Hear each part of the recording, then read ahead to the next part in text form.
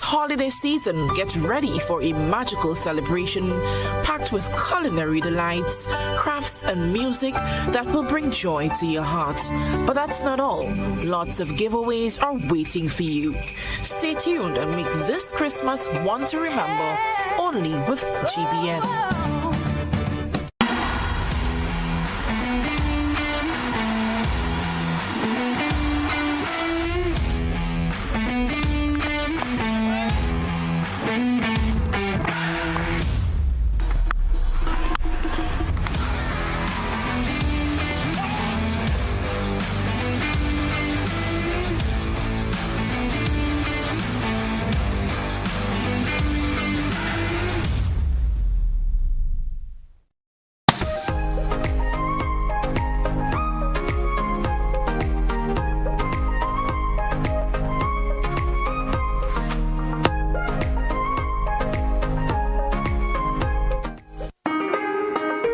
Welcome to our listeners and viewers. Welcome to The Point for today. It's Monday, the 30th day of September, the final day within the month of September.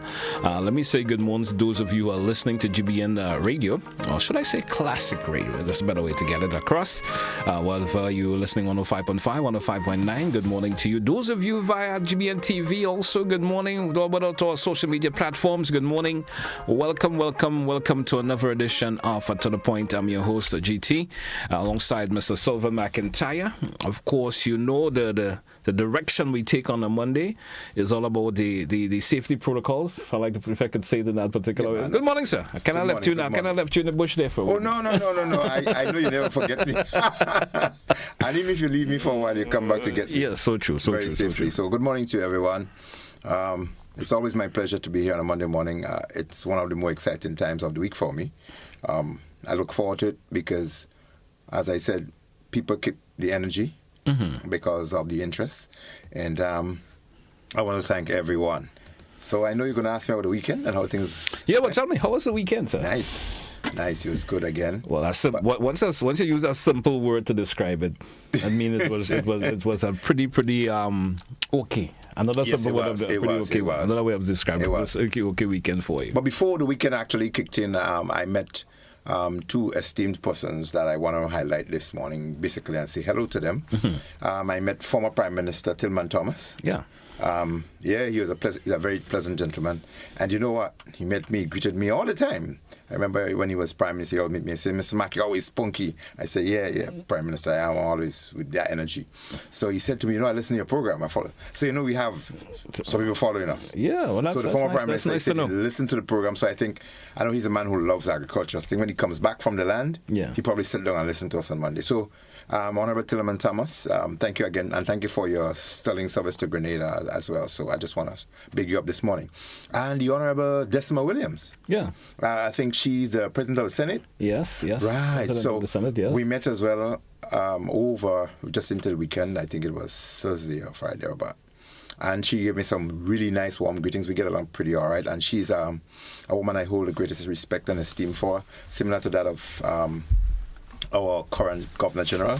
These two females, they really represent women well. All right. And the Honorable Decima Williams, I really want to say thank you and for the encouragement that she personally gives me in terms of what I do as a young man growing up and otherwise. We've always connected in that kind of way. So I respect these people. I want to say thank you for tuning in and giving us the encouragement for our program and our service to Grenada. All right. Once again, those people who called in, I met Rado Griffith a couple of days ago. You know Rado Griffith from Yes, River Road, footballer guy? I know him. I know I didn't know gentleman. Rado. He just went in very quiet. I don't know if he still contributes to football. But he's one of those that he met me and he said, good program, man. I listened to you guys and so forth. And you all are doing very well. And keep it up to the nation. All right. So Happy to know. that. Suddenly happy to know that. And so, the excitement continued over the couple of days. We had these accidents. Again, we speak about accidents and things that can happen. And then we had this one that took the trending across the social media, the one with the Undertaker's vehicle. Oh, yes. I was actually on my way to Granatang. You were? I was actually on my way to Granatang and I got stuck in the the traffic, and I noticed of course the freak accident that they called it. Okay. I noticed it there. I was actually on my way up and I was wondering what was really causing. Then it was cleared a wee bit so that we could pass without actually the body been moved and stuff as yet. Right. And I saw what really took there. I couldn't perform the task that I was leaving to go to Granatang to perform because the pole that got broken caused a disconnection of what I was about to go do. So I had to reach up there, realize I couldn't do anything, and then I had to come back down. And you know what is also coincidental about that? You were going in that direction towards Granatang. I was coming from Granatang.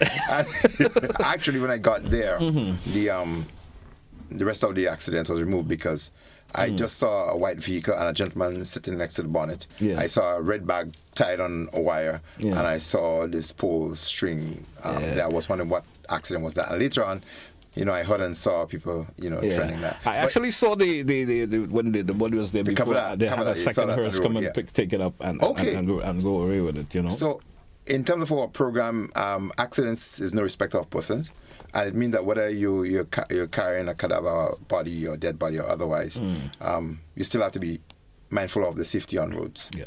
And that strip of road in particular. Remember, I spoke about higher up there is a force that the centripetal force that pulls on these corners and so on. You have to be very careful. And then the surface has something to do with the safety on it. And that strip of road, you can, as a matter of fact, a bus driver came down speeding after me and overtook just on the bridge coming into Vendome in that nursery area. Yeah. So people really speed up and down in that area. I mean, for some reason, the strip of road kind of encourage you to want to accelerate a bit better. It's not a good thing, but sometimes it encourage you. I am guilty of it sometimes. Okay. On the descent, something you have you want to accelerate. I do a little bit more on it too. so everyone of us can give you that little drive, want to accelerate a little, but sometimes folks have to be aware of the dangers that could occur. Yeah, I was mindful of the safety because I remember one time I was going towards the Grenville side and I met a car that was overturned in the nursery area. I think I spoke about it. The females that were driving, they had a bit of distraction. I think the woman had a roof scorn or something like that, and it fell onto the floor, probably got under the pedal or something. She looked down for the gun, forget she driving. And the vehicle flipped. I know. And that could have been a loss of life. So generally, as we speak, speeding as part of the concern is one of the main culprits in terms of major accidents we see. Yeah. Speeding. And so we thought in our program today we are going to speak on the speed limits and some things about it. But before we actually go into that, there are two follow-ups that came out from our program last week. So you want to get into that, just get it over with? Yeah, we can. Yeah. We can speak about the follow-ups from last week. Sure. The first one is reference to Mr. Rollo. Right. As we reference to that bridge concern that you have. You did take the time. Well, you shed in. Yeah, man. Well, you and I always have the discussion. But, Citizen Rollo, we want to say a pleasant morning to you and thank you for your contribution to our programs and so on, even if you are a bit controversial at times. But Grenada appreciates you. So he did speak about his concern and I saw it. I went personally to the area. You did have a video as relation to it also. And we're going to show that later. We're going to show that video a little later. Yes, please. Mm-hmm. So we did go to the area, took our cameras to the ground and took a picture of that bridge that was built just a couple of years ago. I think they did some rebuilding of that area. They widened the channel for the river coming through there. Okay. And he also said that the bamboo and other things, deposits from household refuge higher up that river stream comes down as well and block it. But of concern is the absence of rails on that. And yes, even if you're not physically incapable or otherwise or challenged, there's still a risk of people falling over that bridge without the rails. Yeah. So yes, Ministry of Works and otherwise, those who are responsible, we have been listening and working with us in the past. We want to continue doing that.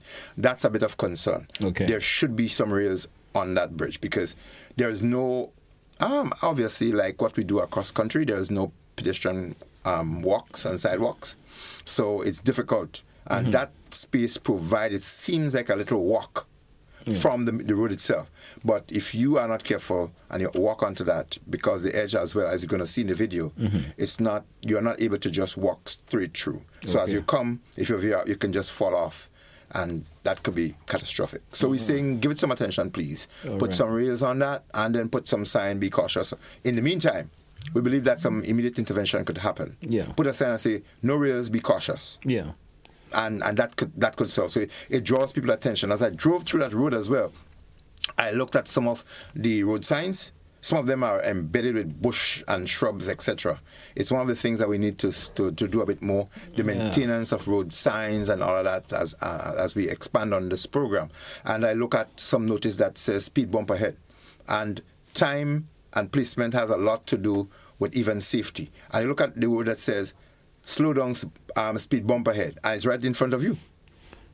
So it was not adequate distance between you. You get my point. I get I understand where you're coming from. Sometimes the speed bump sign is actually on the speed bump itself. Correct. So sometimes you're coming at a particular speed. There's no time for you to slow down, except you have first-hand knowledge that the speed bump is there because you've been conversing there a while. Yes. You understand. But if you put it directly on them, maybe it should be a little distance away from the speed bump. And it should be a few to warn you off. Speed bump ahead, so you get a few meters ahead. And then as it comes a little bit closer, you have another one. But because on the Eastern Main Road, there are so many humps. If you ask me personally, I don't believe in them too much. I believe that if we have stricter enforcement measures, humps, they do slow you down. They have the negative impact on vehicles. Even emergency vehicles, if they have to travel at a particular pace, they can't do it because speed bumps slow you down. In my opinion, speed bumps is a reflection of our inability to police properly. And to enforce laws. So if you're going to put everywhere that somebody's speed, you're going to put a speed bump, and you do not look at the other consequences that it can cause, to me, we have a problem. So I think we need to revisit that, because if I'm going to the eastern side and I want to go just a little bit quicker, I'll probably use over Grande Time. Because despite the Eastern Main Road is lower, but the amount of speed humps, and so you have to go over. A driver's supposed to go a little low sometimes, so it takes a bit more to go over these humps and all of that. So that's a big concern. That's understandable. So the second one, GT, is the one we spoke of in Calais area. Remember? Yes, you did. That's going up the hill between the Point Sylvan Hotel and the Gateway. There's a road going up there. Yes, we did speak about that last week in terms of the danger that in reference to that, especially when you're descending the hill. That's correct, the risk. So we don't want to sound as though we are prophets, but we want to show that we want Grenada to be a bit more proactive and see the issues before they happen. So as we go through, we observe, we pick up things, and we highlight them so that we can have them corrected. It's not that we want to blow our thunders and our trumpets and get praise for anything, but we are concerned about the safety for Grenadians in general. And if there are eyes like ours that could be on the issues, that's good. And so last program, we spoke about the risk in that area. And last night, I was speaking to a young lady, and she said, I almost lost my life last night. I said, what happened? And I was Saturday night, apparently. She said, I was driving up that hill. She said, we can't go up that road now. We have to go through the other Calais area and go up that steep hill to get to that new settlement. She said, we cannot go up from the Point Sylvan Hotels area because they block it off. Because I almost lost my life. I met into an accident. The vehicle I was driving, the gentleman was trying to go up the hill, and it was like, I think, slippery. So the vehicle did not have the traction, and it could not get the movement forward going up the hill. So it slid and went down into a ditch, and she said they could have ended up on the bottom side onto the Point Sylvan Main Road, which again could have been fatal. And we mentioned that on our program. We said that it is. Okay, you saw it beforehand. I mean, you of course experienced it yourself in terms of. I mean, thank God your vehicle was able to of course, manage it. But not everybody's vehicle are able to manage a road of that nature. And maybe luckily to an extent, the vehicle was ascending, but going forward and back, it still poses similar risk because you don't get the brake coming back, and you have less control because you're reversing. And coming forward, if your vehicle with the weight going forward as well, and you can't get the traction, you can go offline and it could be fatal. So it's another call, another wake-up call. One fatality is one too many. So we're saying if we understand the issues, please let us correct them. And I ask people across Grenada, Carriacou and PT Matnik, if you see anything that is there some level of concern, please let us know. We want to be your voice. We want to be the platform for which we can air that, because some people don't have access to the areas that we do have it. So we speak about it and let it. I mean, I like the idea also. I mean, maybe we could always create probably an email address for the program that individuals seeing these things. Everyone has a smartphone walking around with days with a camera. Yeah. You know, you could probably take a picture, and send it to that particular image, or maybe create a WhatsApp number that they could forward these pictures or videos to. And we could feature it here on the program with a short note as it relates to what you saw. You understand? And we could always feature it, because we may not be everywhere to notice these things. Correct. But there are probably areas where you live where these dangerous situations you can see occurring, and we could always feature it. Yeah. So you're right on the button. So the I'm Safer. Yes. The Ashley McIntyre Safety Foundation for Roads.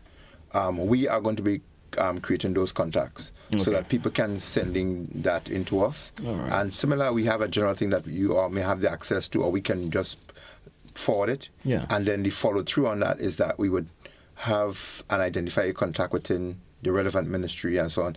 As we said last week, these are some of the issues that callers have across Grenada, and they're sending, because more eyes is better than just one or two. True. And so when they people always raise the issue, as they say, 4 eyes is better than 2, right? yes, of they course. were saying, right? They speak it and they raise it with us. We want to be able to have an official channel through which people can address it. So we don't want to just come on programs and be just talk on a talk show.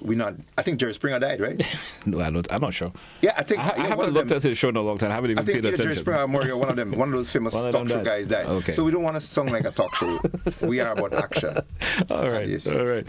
Hurricane Helen, man. Son, a lot of damage out there in Florida over the weekend. Yeah. So it's the reality of the times, and I looked at the forecast, and I looked at what my colleagues sent me in terms of what's on the horizon, the Atlantic, and one of them said the area is like a Christmas tree. Yeah, it lights up, right? Lights up. And they do have different color codings for the depressions, the waves, the storms and hurricanes and so on outside there. And we sent all populated, and it really looked as though you did have a city of lights, or there's a Christmas tree coming through. Wow. So we got to be careful and be concerned, as I indicated last week, that the rain again is on the horizon for us in October. Some of the heat that we've been experiencing, we understand that's not too much a good sign.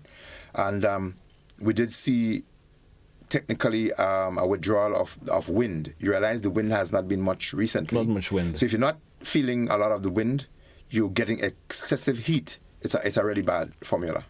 It means that the systems are sucking the wind in a particular direction, and they're going to build up its force, and the moisture also pulled into a particular direction. And when you have excessive heat over a particular condition, it becomes energy and fuel for those tropical systems to become destructive. Right. So it's not a really good sign. And we did speak of the negative fallout from that, both on the physical and the environmental. Yes. And we did say, and we want to repeat, that let us stay hydrated. Stay hydrated. And let us wear the proper clothing, and let us do the right things to outdoor activities, wear the right clothing from head to toe, and involving a lot of fuel. Drink water, coconut water, and everything else. Sometimes you worry about conditions, Mr. Max. Sometimes they say too much heat is not too good, but sometimes too much cold is not too good too. Right? So there is a balance. There's a balance, absolutely. It's not too good. Well, we due for a break. Let's take our first break. When we come back, we get more into the discussion this morning and what we have to do here on the program, folks. Stay with us. It's To The Point.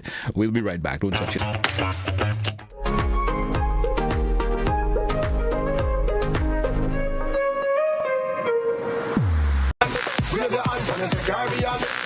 GBN is your home for this year's Republic Bank CPL. Please note there will be adjustments to our programming lineup on Tuesday, October 1st, Wednesday, October 2nd, and Friday, October 4th. Transitions will air at 5:05 p.m., followed by GBN television news at 6 p.m. And don't miss the news repeat right after the CPL match. Transitions will also be rebroadcast after the news repeat, so you won't miss a thing. GBN, bringing you sports coverage anywhere and everywhere.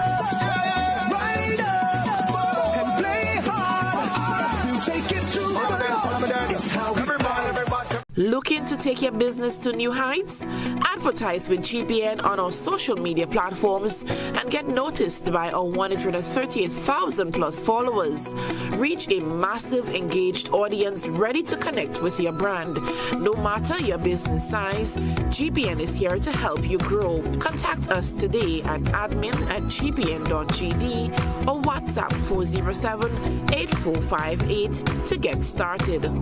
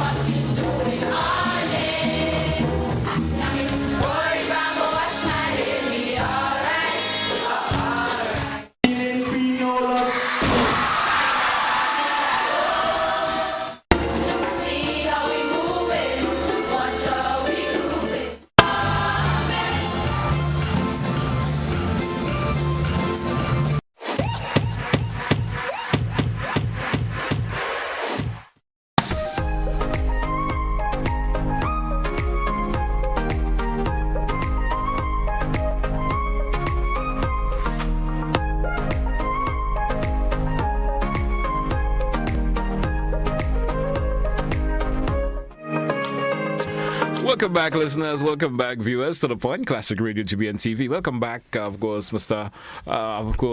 Sylvan. Welcome back. I was missing your name. McIntyre? I'm slipping on names this morning. For some reason. Well, I don't know what's going on with me this morning. That's okay. Yeah. So McIntyre.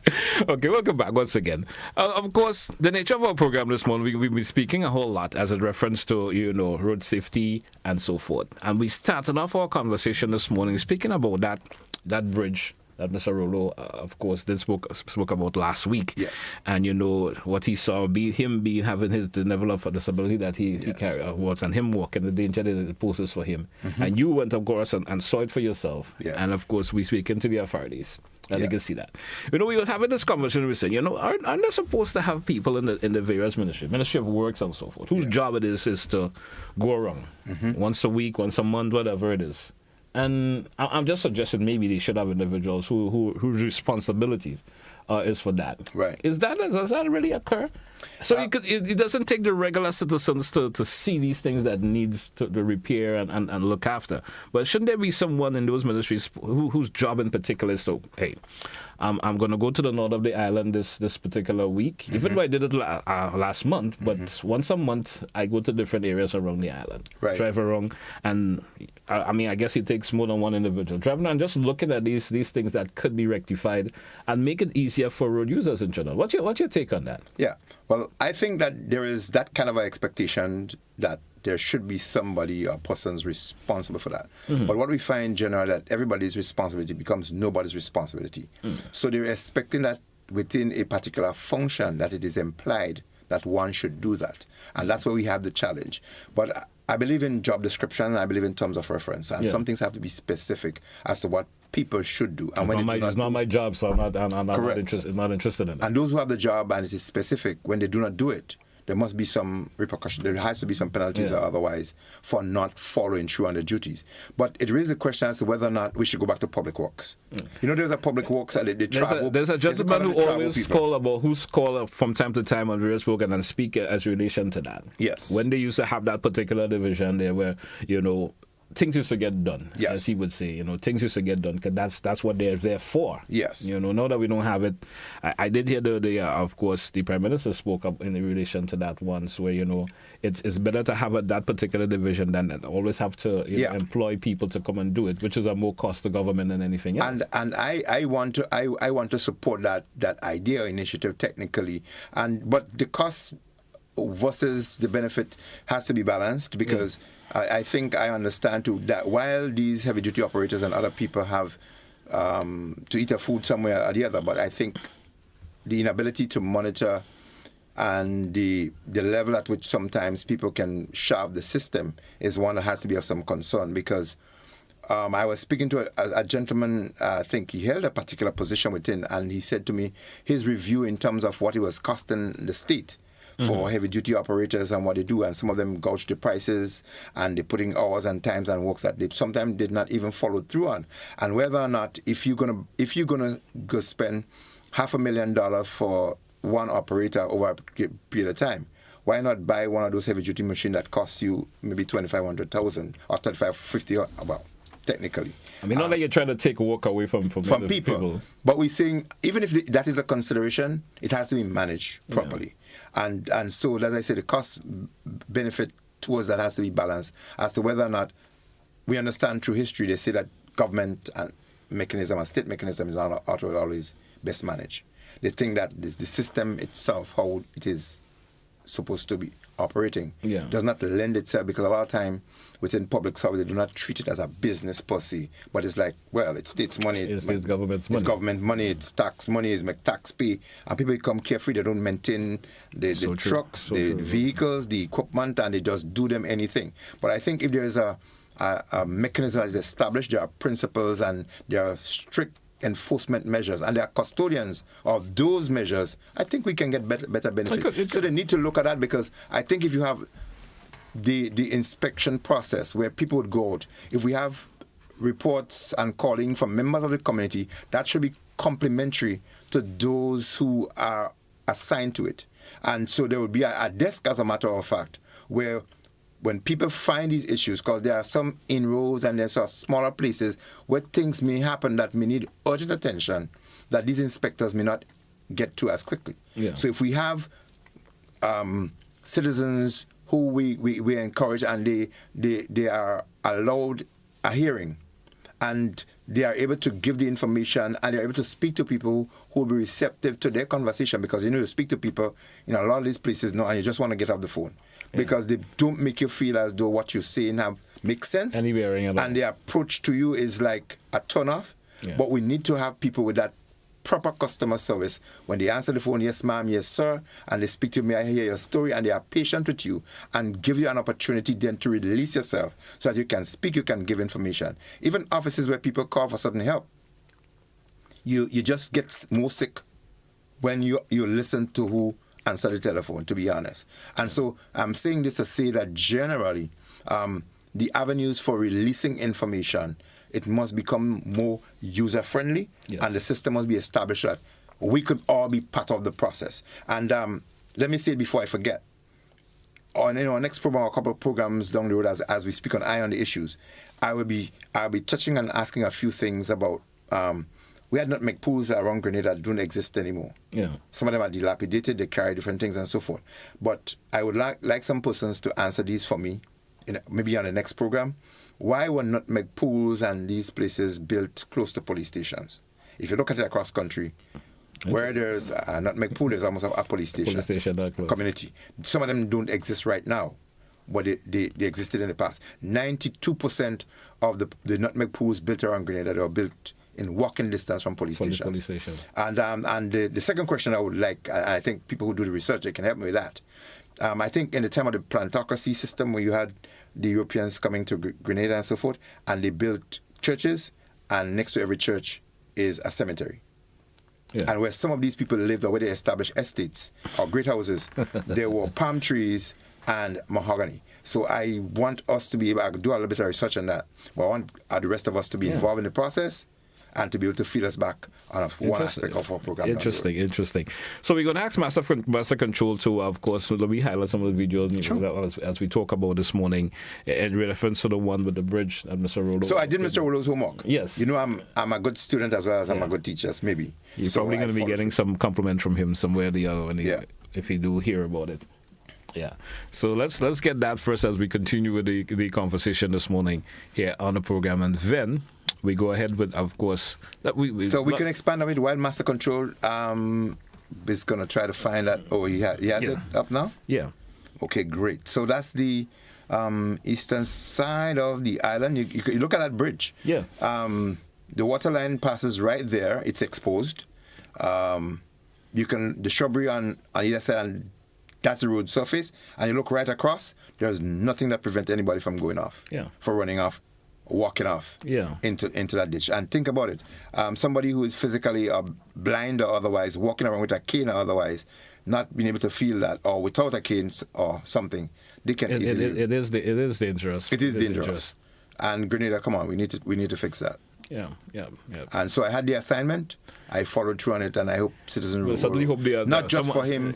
And this might be things that exist across country. Yeah. And we have to be concerned when we do things. We have to be concerned about people who have vision limitation, mobility limitations, etc. And we must build our structure, our infrastructure must be built to accommodate them safely. Well, I'm looking at the size, but wasn't it designed to have that place of a rail placement? No, it wasn't designed for that. It wasn't designed for that. No, I'm looking at the sides where someone has, where you see some openings like to the sides. Wasn't that designed for? You see what I'm talking about right now, right? Wasn't it designed for that? Or was it not done? That could be. So it seems as though it's a work incomplete. Probably. So maybe those indentations there, those was designed to put some rails, but probably was never done. Never done. So that could be an incomplete job. Could be an incomplete. So maybe now that we raise the issue, we'll probably see some work taking place there. Yeah. So good. To the advantage of the people who are less fortunate enough to do that. Yeah. All right. We move to another other conversation this morning. Speeding on our nation roads. Yes. We know there's a speed limit in Grenada. Yes. For within the town, I think it's 15. Within the town is 20. 15 and that is miles per hour. Right. 20 miles per hour within the towns. Yeah. But you can never drive 20 miles per hour in the town of St. John. Which town? So sometime maybe at midnight or something on the sun, you could probably go that speed. It is practically impossible to drive between 6 a.m. and let's say 9 p.m. at night. So you think that should be encouraged, 20 miles per hour? We should tell people to drive in town at 20 miles per hour? It's impossible. So you think it's too much, right? It is too much. Right. Okay. You understand? So that needs to be reviewed somewhere or the other. Great. You understand? That needs to be reviewed. Mm-hmm. That, the 40 miles per hour for regular vehicles, I think it's 35 or 40 for the bigger trucks or goods trucks, that they will call it. Well, you got it right. So tell me, how are these speed limits? Are they making any sense at all for us here in Grenada? Hear what? The challenge or the difficulty I have with that, we need to review it as to figure whether or not it makes good sense, as you're asking the question, whether or not people are adhering to it. But the bigger question I have, though, is whether or not we are putting them in places where they are easily seen and they are sufficient. Yeah. And I think that they are insufficient. When Master Control puts up some of the pictures later on, that will, amplify some of the issues that we're speaking about. Yeah. As you look at, I took a picture of one, I think, going towards the eastern side again, and there are a couple heading down the Morris Bishop Highway, that area that we have that great concern about. But as you come from around that boat from the Lansapine area heading south towards the airport, there is one sign that shows you the speed limit down the Morris Bishop Highway. I didn't drive all the way down to the airport to figure out whether there were more signs. There could be more. The point is, that sign, look at it where it is. Yes. Now, if you coming, it's on your right. So where should your focus really be then coming from that side? I would say it should be on your left. On your left? Yes. And if you're looking on your right, you're probably looking for vehicles coming on your right from the St. George's side. From the St. George's. So your focus wouldn't necessarily be on looking... On a traffic sign to show you see your speed limit. And then you drive past there, you go down the stretch then. How many times then do you see the speed limit to remind you that you should stay within a certain speed limit? So I think generally in that area and across Grenada, we do not have sufficient signs that remind people that you should be driving at a certain speed. You've traveled, haven't you? Yes, I have. in some of the big places, and you've seen signs, and they are placed so regularly, so frequently along. Every couple of feet, you could always see a sign that says so. Even though you miss one, you will pick up the other very quickly, and that's what the visual would do to people. It acts on your psyche, it acts on your whole ability. When you see signs, you're able to read them. The more times you see them, the more times you hear them, the more it is embedded within you, and the more conscious you become, and then you can become safer. Yes. So I think we have to revisit whether or not the speed limit is appropriate, and the placement of them, they are also appropriate, how they are maintained across our streets, and the number of them that are being placed. I think I understand what you're saying, but I think the problem you said, if it's seen more regularly, it will encourage you as a driver on the nation's roads to want to comply. Yes. You know, okay, I'm driving and I'm seeing I should be going 35. Yes. I will either decrease my speed to 35. You understand? Acts as a reminder. Acts as a reminder, because most time you watch most drivers on the particular area that you showed a while ago, nobody drives 35.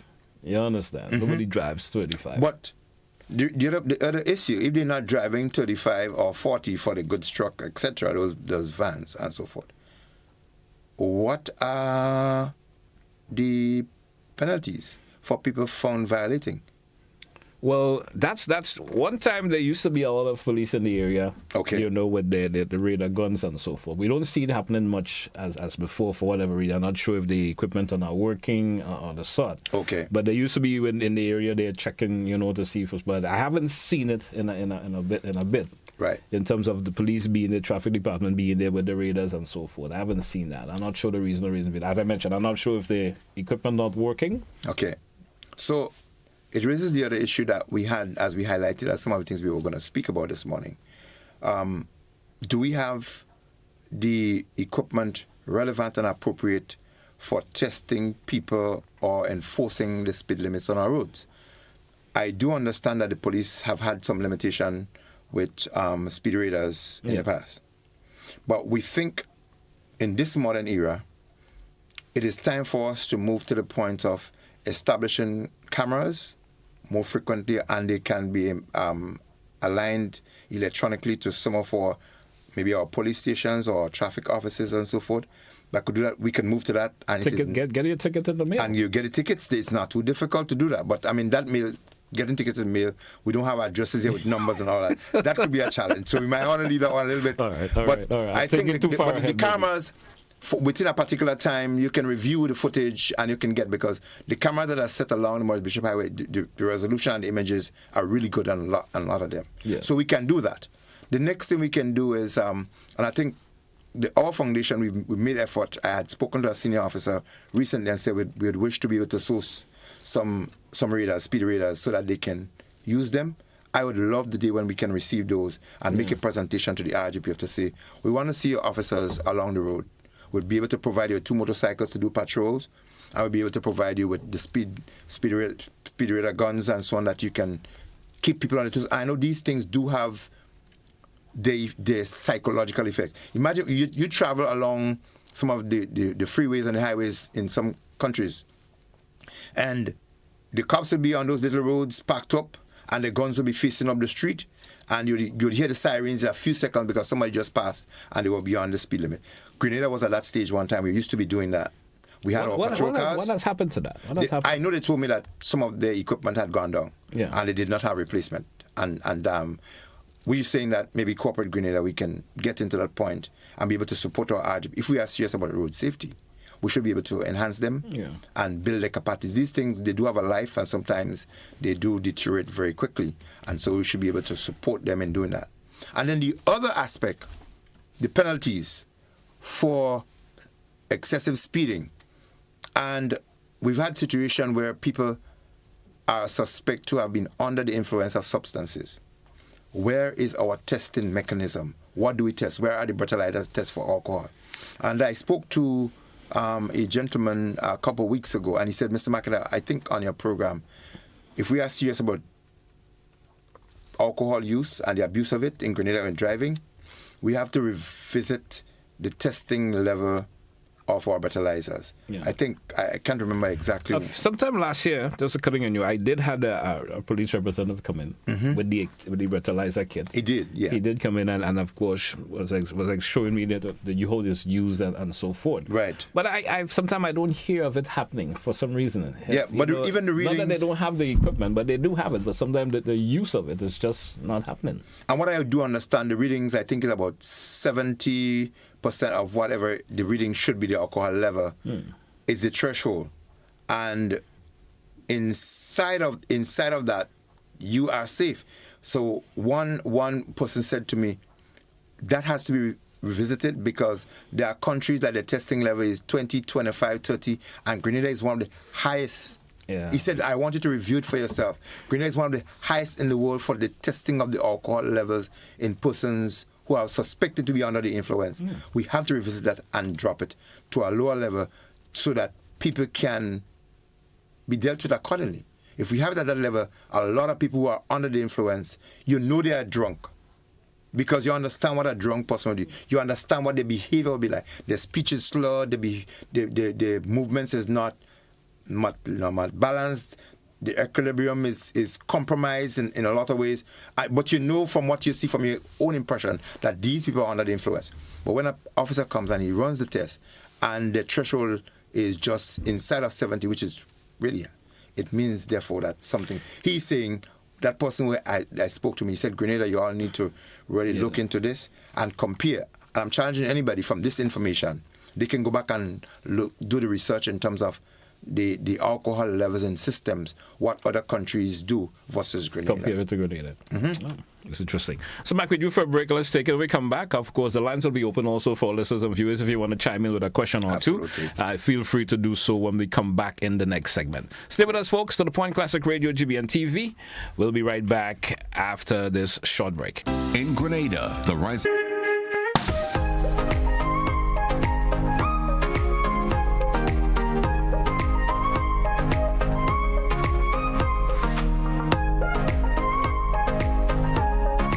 Looking to take your business to new heights? Advertise with GBN on our social media platforms and get noticed by our 138,000 plus followers. Reach a massive engaged audience ready to connect with your brand. No matter your business size, GBN is here to help you grow. Contact us today at admin@gbn.gd or WhatsApp 407-8458 to get started.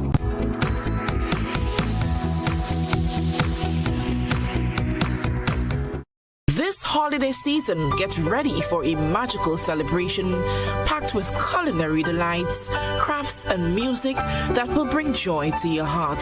But that's not all. Lots of giveaways are waiting for you. Stay tuned and make this Christmas one to remember only with GBN.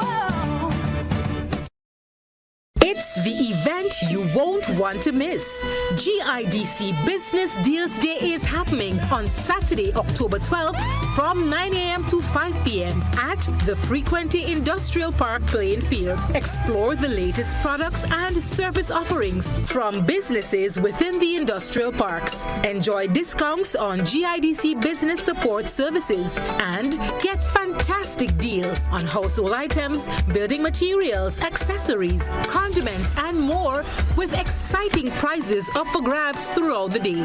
But that's not all. Dive into a mini health fair and career expo for valuable health education and employment opportunities, all while enjoying the sounds of Trio the Band and DJ Graphic Sounds. It will be a fun-filled day filled with eats, drinks, games, deals, and more. Mark your calendars and join the GIDC at Frequenty Industrial Park playing field on Saturday, October 12th from 9 a.m. to 5 p.m. See you there.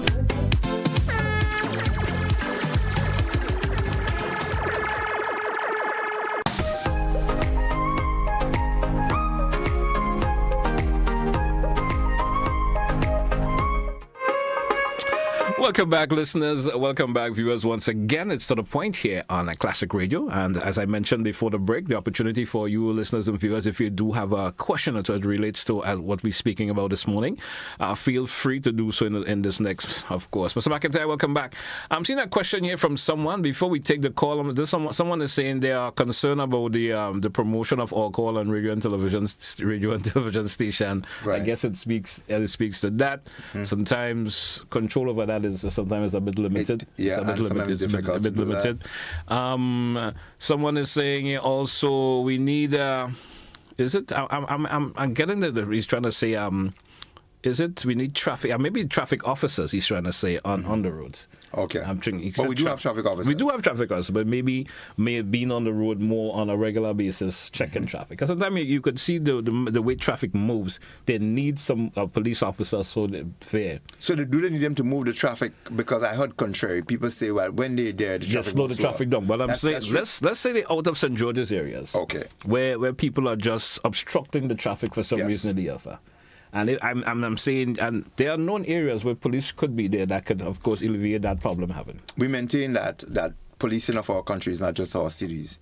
And we believe that patrol cops, I believe in motorcycles across, and even the patrol cars that can go out of the urban areas, go into some rural or suburbans and patrol and check areas and so on. It keeps a lot of things on. Yeah. It gives easy access. Their presence alone, it is an accident. Of course, causes people to do what they do. It is an accident, yeah. There is, you can respond almost immediately if you have you're already mobile. Exactly. And if there are types of emergencies or crime or otherwise, it helps. And I think the rapid response unit, they are cops. Yeah. And despite being rapid response, and they carry arms and ammunition in a particular way as well.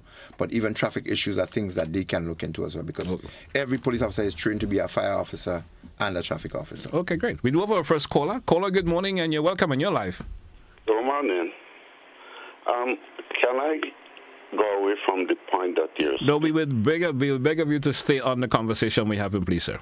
I have a complaint. I thought maybe you might have, it's related to the same thing, but I thought maybe you might have been able to deal with it. We'll prefer, let's hear it. I hope it's just not too strained from what we're speaking about. Let's hear the complaint that you have. No, it's a complaint, and it affects my community and myself.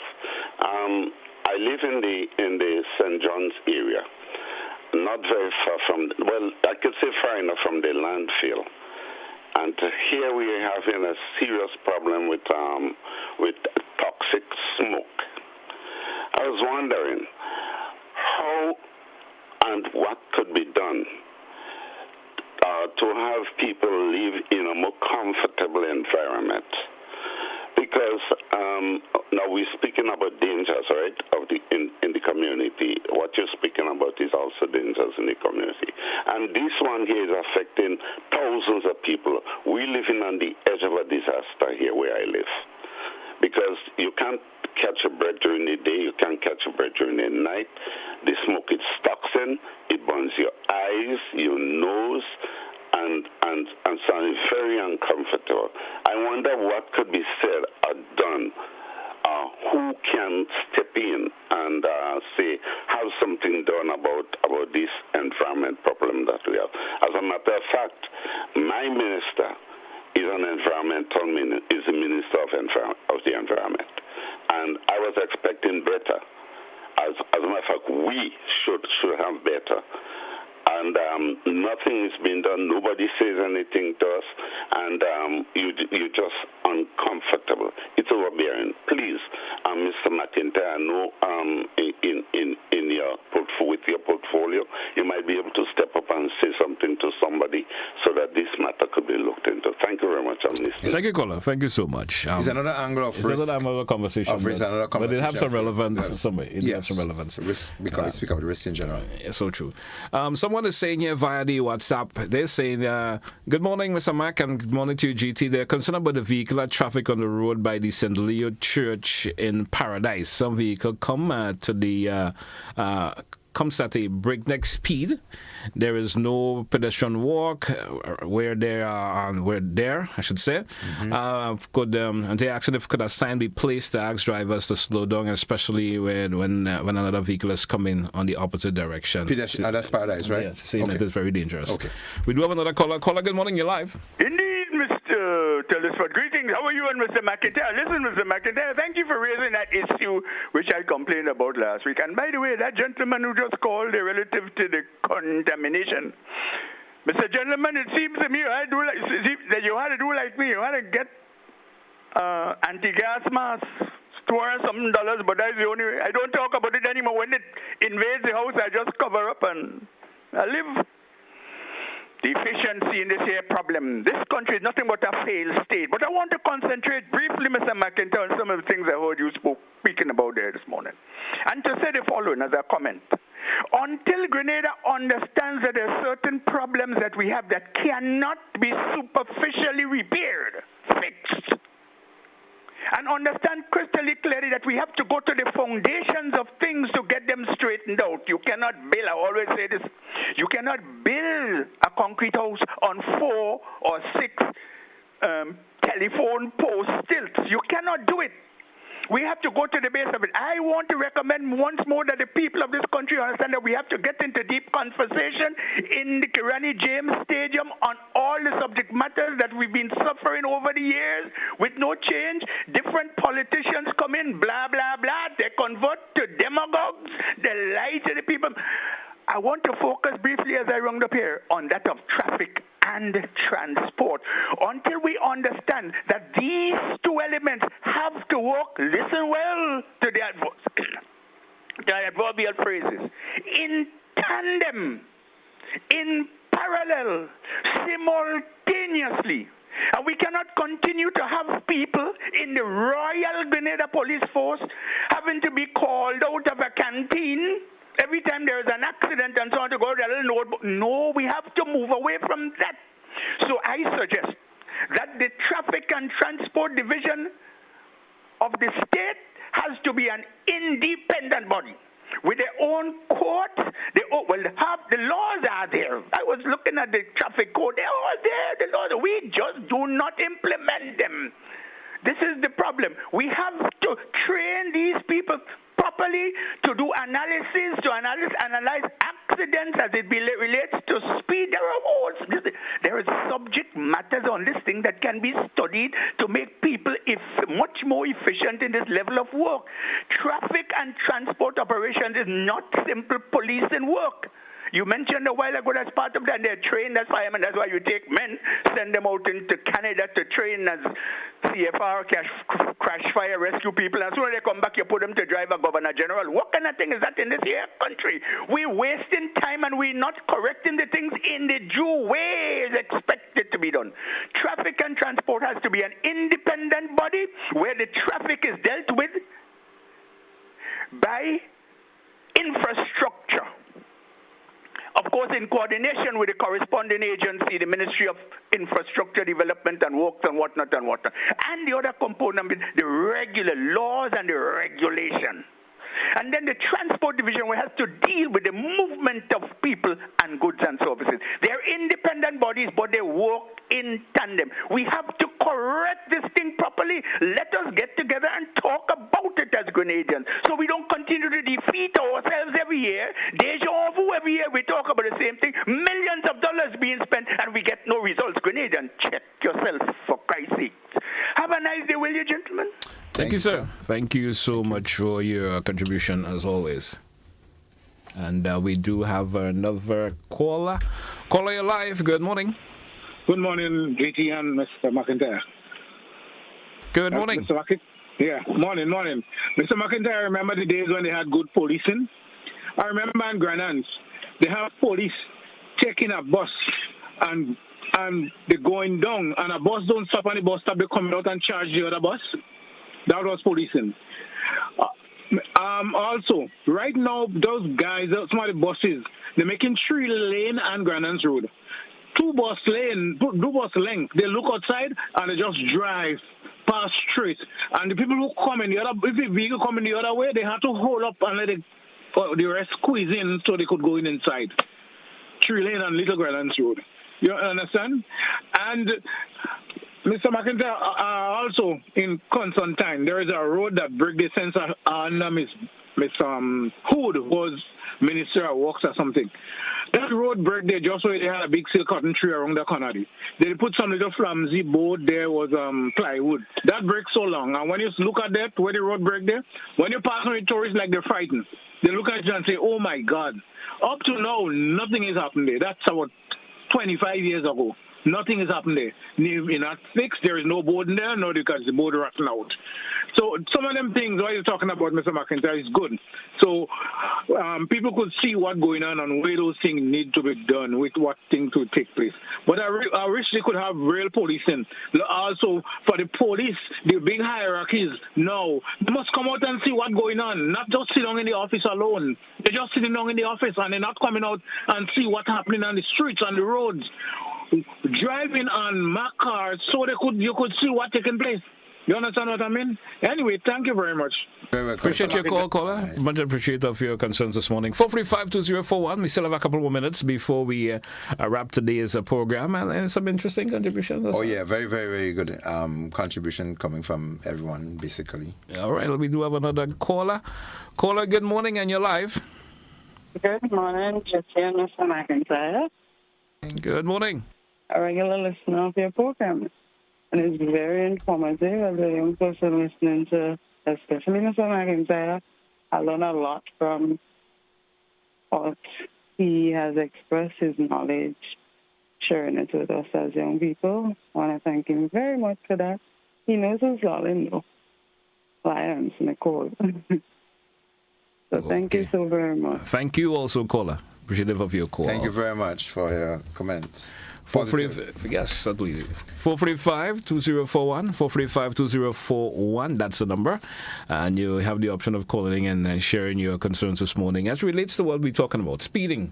Yeah. Yes, speeding. You know, and of course, we certainly do hope that in soon time we hear the police get those, speeding devices out and able to curb that problem that we see happening a whole lot. Let's go back to the phone line. Caller, you're welcome. Good morning, and you're live. Mr. McIntyre, I always commend you, and I always want to commend you. But as far as I know, you could try to educate people or bring them to class or classes, and if they cannot learn, they just cannot learn.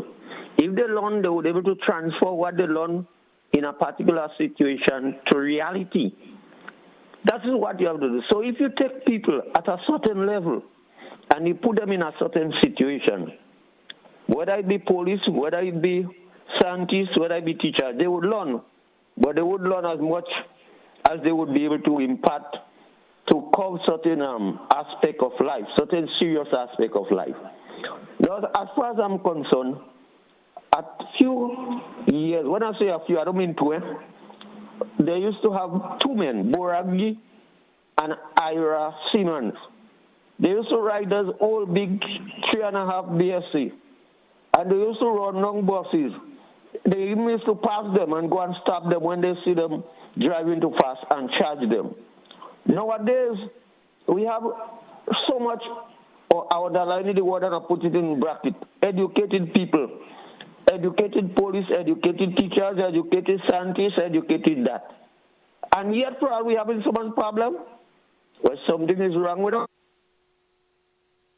We seem to have lost the caller there. Thank you for your contribution as always. Just about a minute left, Mr. Yes. So as we conclude today's program, I just want to again thank the followers, the listeners, and those who called in and those who sending their questions on WhatsApp and comments, and those who've been sending the information. I just want to encourage us to be conscious of the speed limits and adhere to them, and to stay away from substances and other things that would inhibit the ability to maneuver those instruments and those equipment that could become weapons of mass destruction on our roads. And so if everyone become a bit more conscious, and our entities who are responsible become more vigilant in terms of enforcing, establishing those signs and things that we need to see more, we know that we can have a safer thoroughfare roadway to move through, and Grenada could be a safer place. As we about to close, I just want to use this opportunity. My little princess, my one daughter, she'll be celebrating her birthday on the 2nd of October. Yeah. She's getting to that point of 18. Yeah. And so Suraj, Maxine McIntyre, I want to wish you all the best on the airwaves. All right. Well, we both are the same. Just one daughter. One daughter myself. You do have one? One daughter. So does that spoil us? And she's like 21. So. Does that spoil us or spoil them? I think it spoils them. Yeah. Yeah. Gets away with everything for some reason or the other. Yes, indeed. Gets away with everything. All right. So, Mac, that's what we're going to take a wrap for today's edition of To The Point. And as you mentioned, I think that one of the biggest downfall we're having, especially with road fatalities, is enforcement. Yes. Enforcement. And we need to have that, fixed with a level of urgency, and we're going to see a decrease in a lot of the problem we're having with road, because other folks are just doing what they can, what they want. Maybe I'm harsh for saying it that way, but because there's no major penalties that occur with it, there's no one, and if one driver gets to pay a particular price for doing something, others are going to say, well, I don't want to get into that particular problem. And let's just correct enforcement. Yeah. That when we speak enforcement, we don't speak police officers. Yeah. We speak enforcement in general. In general. Police officers are custodians of the law. Mm-hmm. Every one of us, the judiciary, the legal minds, and road users, and everyone has the ability and has a responsibility for enforcement and adherence of the laws and principles. All right. So true.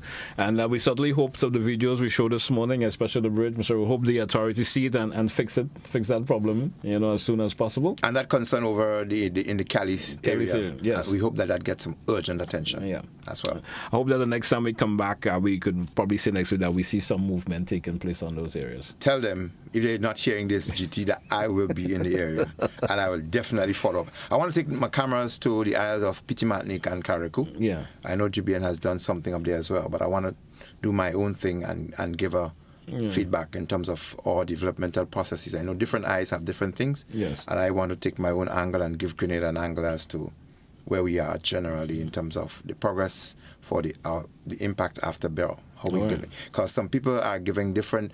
I met a gentleman, a team that went up, and he said that what has happened positively in Carriacou and Pitimatnik, he don't think enough of it is reported. It's reported, the positive aspects of it. That's correct. But we tend to, the negative will always seem to take precedence. Huh? Yes, and we have to give praise where praise is due, and we have to keep our eyes on the issues that can lead to the development process generally of our country. And when we speak of just development, it's not just the physical, but we want to see lives being transformed, and we want to see people's ability to generate income and otherwise increase. And the health situation, otherwise, those two are some critical conditions that speaks of development, not just seeing buildings and roads, etc. People must be able to feel the movement themselves in an upward direction. All right. Once again, Mr. Mac, thank you. As always, great to have a conversation with you on a Monday morning. We're going to do this next week, what the Almighty permits, health, strength, and everything else in between. We'll be back next week. Blessings. All right. Thank you very kindly. Of course, to our listeners and viewers, thank you also for, of course, listening to us this morning and absorbing some information that we thrown out. Certainly had made some, of course, impact on you, and you're going to help in terms of what we mentioned. In terms, you see stuff happening around your community, share that information. It could make a whole lot of difference. Whole lot. A whole lot of difference. Until then, folks, have a good one. All the best. Goodbye.